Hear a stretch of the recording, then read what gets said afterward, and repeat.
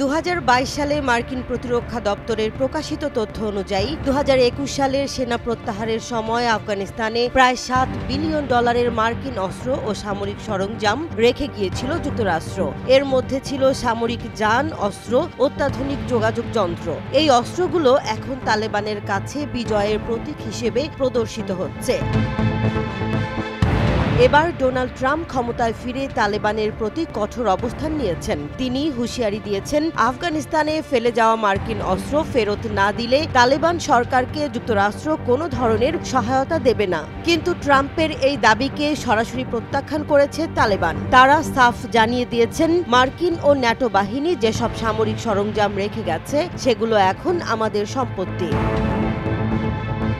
8 ফেব্রুয়ারি বিশ্ব গণমাধ্যমে দেয়া এক সাক্ষাৎকারে এ মন্তব্য করেছেন তালেবান সরকারের পররাষ্ট্র মন্ত্রণালয়ের মুখপাত্র আব্দুল কাহার বালখি। 2021 সালে আফগান সেনাদের হাতে তুলে দেয়া মার্কিন অস্ত্র ফেরত দেওয়ার ট্রাম্পের দাবি সম্পর্কে কাহার বালখি বলেন, এই সামরিক সরঞ্জাম আফগানিস্তানের রাষ্ট্রীয় সম্পদ। যুক্তরাষ্ট্রের সঙ্গে এ নিয়ে কোনো চুক্তি হয়নি, তাই ফেরতের প্রশ্নই ওঠে না। তিনি আরও বলেন, রাষ্ট্রীয় সম্পদ নিয়ে কোনো দেশ চুক্তি করে না, বরং আলোচনার মাধ্যমে অভিন্ন স্বার্থের ক্ষেত্র খুঁজে বের করতে হয়।